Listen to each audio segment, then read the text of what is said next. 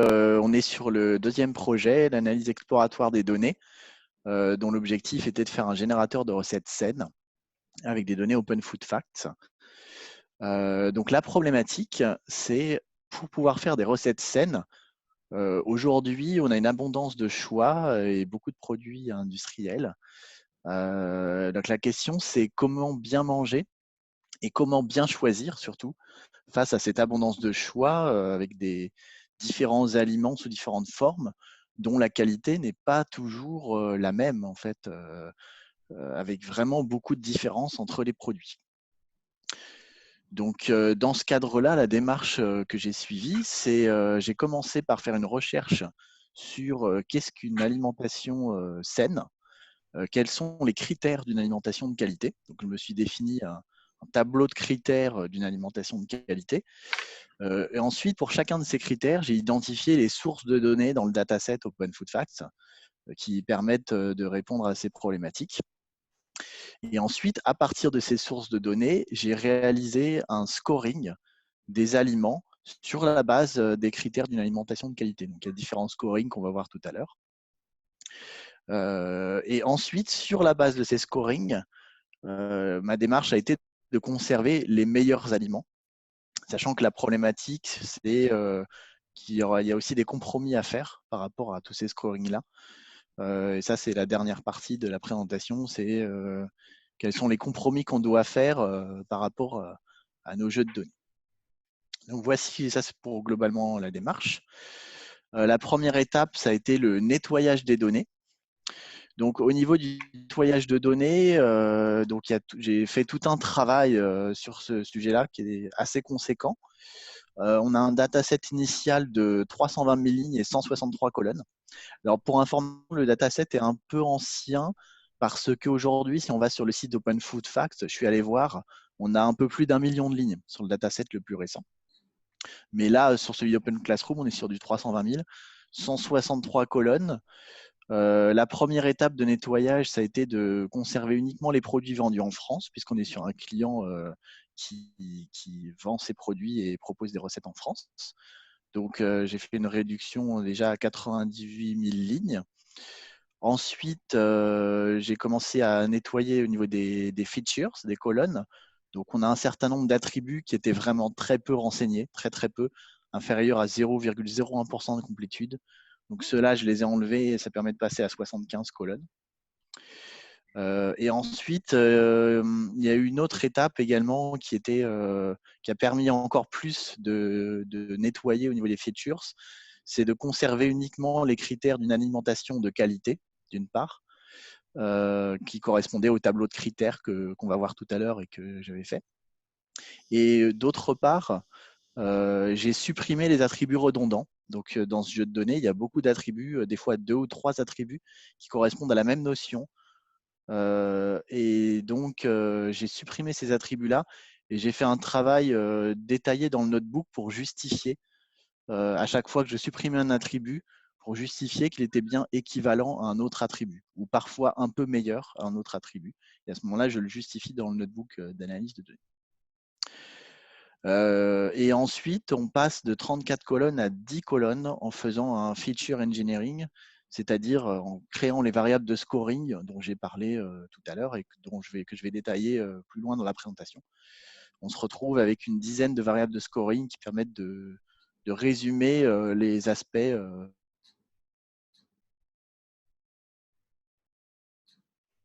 Donc, en ce qui concerne le engineering, justement, sur les critères d'une alimentation saine, voici résumé en une slide les features de scoring que j'ai créées. Donc, on a sur la colonne de gauche les critères d'une alimentation de qualité que j'ai trouvé par une recherche. Donc, principalement, on a un premier groupe de critères qui concerne la bonne proportion en fait, d'énergie, de sucre, de sel, graisse, fruits, légumes, fibres, protéines dans les aliments. On a une deuxième catégorie de critères qui concerne le fait d'éviter de consommer des éléments trop transformés, c'est-à-dire consommer un maximum de produits bruts non transformés et qui ne contiennent pas d'additifs nocifs. Et une troisième catégorie qui concerne le fait de privilégier le bio et en privilégier tout ce qui est fabriqué en France. Donc, on voit que pour le premier critère, on a différentes données de répartition pour 100 grammes, de proportion pour 100 grammes des aliments. Pour ça, donc, j'ai créé des features de scoring. Donc, les scorings que j'ai créés sont tous de 1 à 5, avec 1 étant le moins bon scoring et 5 le meilleur scoring possible. Donc, j'ai fait un découpage en fait avec des intervalles de proportions qui correspondent des bins en fait, qui correspondent à chaque valeur 1, 2, 3, 4, 5. La source que j'ai utilisée pour ces intervalles, c'est une documentation sur le Nutri-Score. Et en ce qui concerne les produits bruts non transformés, au niveau de la liste des ingrédients, on a un champ très intéressant qui est le Ingredients Text qui permet d'obtenir les ingrédients d'un produit. Donc avec ça, j'ai pu obtenir 2 variables de scoring. La première, c'est que j'ai compté le nombre d'ingrédients.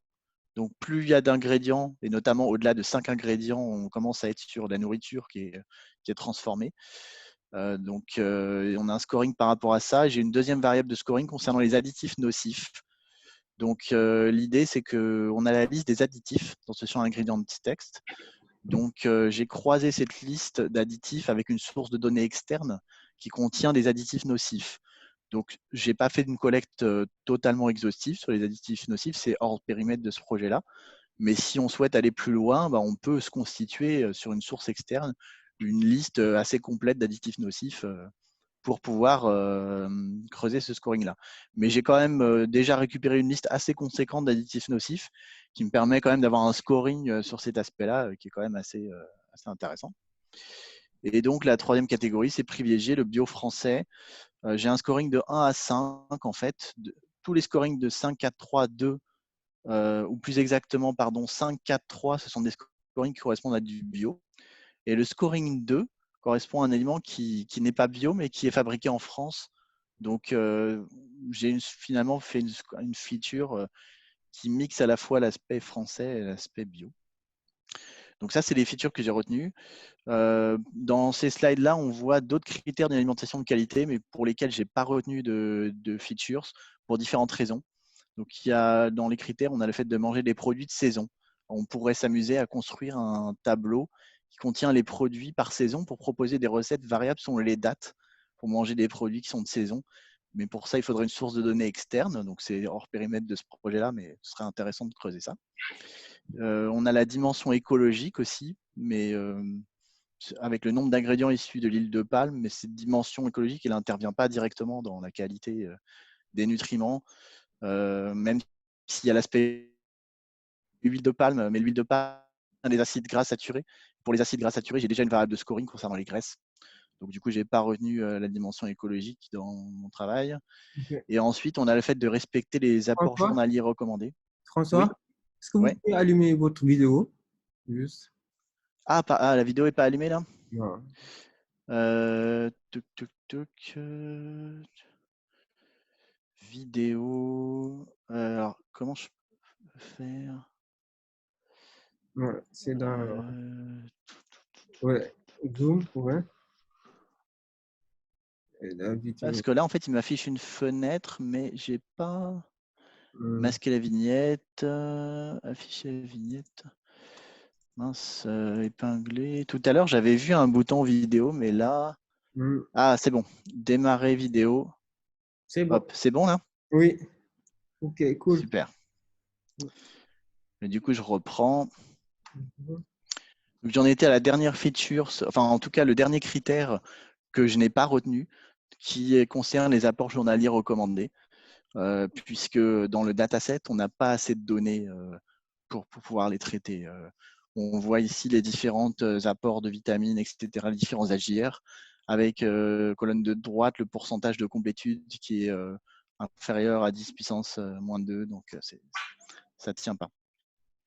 Donc voilà pour les features retenues et les scoring, en fait, donc je vais fortement m'appuyer sur ces 10 features de scoring de qualité des nutriments pour la suite.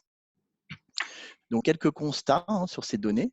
Donc ces constats qui montrent l'intérêt de bien choisir, qui montrent pourquoi aussi on fait tout ça. Parce que quand on regarde dans le jeu de données globalement, On voit déjà que un quart des produits comportent au moins un additif considéré comme nocif. Donc, c'est quand même assez conséquent. On voit que la moitié des produits comportent plus de 4,5 grammes de sucre sur 100. Donc, ils sont en dessous du scoring maximal pour le sucre. On voit qu'un quart des produits comportent plus de 7 grammes de graisse saturée. Donc, ce qui est quand même relativement conséquent aussi. Et plutôt positif par contre, un quart des produits sont du bio français. Donc ça, je pense qu'en France, on est sur un jeu de données quand même on est dans un contexte où on a la chance quand même d'avoir pas mal de bio dans notre alimentation. Et sur le nombre d'ingrédients, la moitié des produits ont plus de 7 ingrédients. Sachant qu'on commence déjà à être, à partir de 5 ingrédients, on commence déjà à considérer que le produit est quand même bien transformé. Ce qui n'est pas forcément très bon signe. Maintenant, c'est quand même à nuancer ce que je viens de dire par le fait que dans le cadre des produits préparés, qui incluent donc par définition plusieurs ingrédients, bah là, c'est un peu moins gênant dans le cadre de produits préparés d'avoir davantage d'ingrédients, à condition que ces ingrédients soient sains par ailleurs, donc qui respectent aussi un bon scoring sur le scoring sur les autres composantes en fait que les ingrédients. Donc ça, c'était pour quelques observations. Concernant les variables de scoring et leurs relations, donc j'ai fait une projection sur le plan factoriel qui permet de voir qu'on a 3 groupes de variables intéressants. Donc déjà, ce qu'on peut voir sur ce plan factoriel, c'est que les flèches représentent les variables.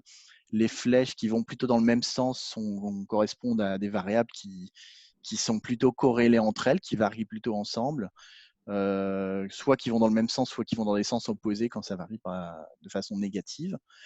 Et les flèches perpendiculaires montrent plutôt des variables qui sont pas directement liées. Là, sur ce plan factoriel, on voit qu'on a 50% des données qui sont représentées, 30% sur l'axe horizontal, 20% sur l'axe vertical. Donc, on n'est pas trop mal en termes de représentativité de ce graphique. Sur les 3 groupes intéressants, on a d'une part tout ce qui concerne les additifs, le nombre d'ingrédients et l'aspect bio, l'aspect français, fabriqué en France des produits. On les voit sur les flèches du haut. On a un autre axe intéressant concernant tout ce qui est nutrition scoring et proportion des ingrédients pour 100 grammes, sur la partie plutôt gauche du diagramme. Et les fibres et les protéines qui sont relativement à part des autres. Pour la suite, on peut se permettre de ne pas forcément les considérer pour retenir les meilleurs aliments parce qu'elles sont déjà en partie prises en compte par une nutrition scoring qui intègre déjà par définition ces éléments-là. On voit aussi que le sel joue un rôle important. On peut aussi ne pas le considérer directement en tant que scoring pour faire des recettes, dans la mesure où on considère le nutrition scoring qui intègre aussi l'aspect sel. Donc ça nous donne une vision d'ensemble de ces variables-là et ça permet déjà de voir un petit peu quelles sont les variables qu'on va pouvoir vraiment conserver, parce que comme j'ai dit au début, il va falloir faire des compromis à un moment donné, donc on ne pourra pas forcément retenir toutes les variables de scoring, puisque le jeu de données n'est pas parfait et ne contient pas toujours toutes les valeurs, donc forcément il y aura des choix à faire, mais là j'anticipe un peu sur la partie compromis en fin de présentation. Sur l'analyse multivariée, donc on voit au niveau de la corrélation des variables de scoring, ce tableau montre la corrélation des variables et confirme un peu ce qui était indiqué déjà dans le diagramme précédent, avec le nutrition scoring qui varie beaucoup par rapport aux variables de proportion. Le scoring bio qui est finalement relativement indépendant des autres variables, enfin, pas totalement quand même, puisqu'il y a une certaine corrélation avec les additifs, le nombre d'ingrédients, ainsi que le sel, notamment. On voit aussi que le sel est corrélé aux additifs, nombre d'ingrédients et nutrition scoring, et que le gras est corrélé à tout ce qui est énergie et nutrition scoring également. Donc voilà, ce tableau est intéressant aussi pour voir les choses. Ensuite, il s'agit de conserver les meilleurs aliments, c'est-à-dire qu'une fois qu'on a ces scorings-là, comment on conserve, comment on génère des recettes, donc comment on trouve les aliments qui sont les meilleurs, en fait. Donc, ce qu'on va voir, c'est que la première démarche, c'est de se dire, comme on a des variables de scoring, autant garder tous les scorings maximum, donc ne conserver que les aliments qui ont la meilleure note partout, qui ont tous les scorings à 5. Mais si on fait ça, on se rend compte qu'avec le jeu de données qu'on a, il reste très peu de choix disponibles. On va le voir, slide suivante. Après, tout le travail à faire sera de faire des compromis par rapport à ces scorings, c'est-à-dire de retenir un nombre limité de variables de scoring et de faire des compromis par rapport, à l'intensité du scoring qu'on va retenir. Par exemple, un compromis qu'on peut faire, que j'ai retenu là pour ma démarche, c'est de conserver uniquement les aliments qui ont un nutrition scoring à 5 et un scoring bio supérieur ou égal à 2, ce qui signifie, par rapport à ma variable de scoring, ce qui signifie d'avoir au minimum des produits français, que ces produits soient bio ou qu'ils ne soient pas bio. Et également, on peut proposer de conserver un scoring sur le nombre d'ingrédients dont le scoring soit supérieur ou égal à 2, ce qui correspond à dire qu'on n'a pas plus de 10 ingrédients pour éviter les produits transformés, parce qu'un produit avec plus de 10 ingrédients, c'est vraiment un produit qui commence à être très, très transformé. Et donc, on se rend compte, dans la slide suivante, au niveau de la diversité des choix, que si on conserve tous les scorings supérieurs à 5, en dessous, là, sur les graphiques, on voit les différents types d'aliments et le nombre correspondant qui restent dans le jeu de données. Et on voit qu'avec tous les scorings égaux à 5, il reste quand même peu de choses qu'on peut proposer pour les recettes. Alors que si on fait un compromis et qu'on fait un nutrition score à 5 et le bio score à 2 et un ingrédient score à 2, on a déjà plus de choix disponibles comme indiqué sur le graphique qui est à droite. Donc voilà pourquoi en première approche, j'ai retenu ce type de choix-là. En annexe de la présentation, je montre des exemples en fait d'ingrédients obtenus avec leur scoring. Donc on voit, on peut obtenir en fait l'ingrédient avec sa photo, le nom de cet ingrédient, et puis là on retrouve les variables de scoring que j'ai pu calculer dans mon étude. Et à chaque fois, en fait, sur une échelle de 0 à 5, le scoring qu'a cet aliment. Sachant que quand c'est à 0, ça veut dire qu'on n'a pas l'information dans le jeu de données. Et c'est vrai que typiquement sur cet aliment, l'information additif nocif n'est pas dans le jeu de données. Donc, si on avait filtré sur le scoring additif nocif à 5 sur cet aliment-là, on n'aurait pas pu obtenir cet aliment, il ne serait pas ressorti dans le résultat d'analyse. Et on a d'autres exemples, alors je ne vais pas tous les passer en détail ici, mais c'est pour illustrer en annexe de la présentation sur le principe pour différents ingrédients, le type de scoring qu'on peut retrouver de façon standardisée. Donc à partir de ça, ce serait déjà une première base de départ pour faire une application de scoring des aliments en utilisant ce type d'information. Ok. Voilà. J'en arrive à l'étape des questions. Donc si vous avez des questions sur la présentation. Bon. Merci, François, pour Merci pour votre cette écoute. présentation. Et vous avez bien compris le principe et les différentes étapes pour mettre en place un scoring de produits pour l'alimentation. Donc, la phase de collecte et d'exploration des données, vous l'avez bien fait avec les données de Open Food Pack. Et vous avez bien vu que les données de Open Classroom, je pense que ça s'arrête sur 2013. Et entre-temps, ils ont mis à jour, je pense, sur leur site. Donc, ça, c'est ça. Et après, la deuxième partie qui est la plus importante dans ce projet, qui est de mettre en place des critères en fait pour choisir les variables, les features qui vont servir pour le scoring et aussi euh, mettre en place les critères pour attribuer un score à chaque produit selon les différents features en fait. Donc cette étape-là, ça a été bien travaillé et c'est ça qui sort sur la présentation. Et à la fin, analyser les différents features et le score pour chaque produit, regarder pour chaque feature qu'on a sur l'énergie, le sucre, le sel, combien on a. Et l'idée d'application, c'est à chaque fois qu'on donne un produit avec la visualisation, le graphe que vous avez fait, qu'on puisse donner un score pour chaque famille de features pour savoir à peu près si le produit, combien de scores le produit sur ces différents features.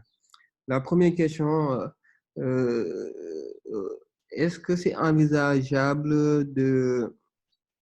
euh, d'avoir un seul score pour le produit? Pour dire que côté, comme le Nutri-Score en fait.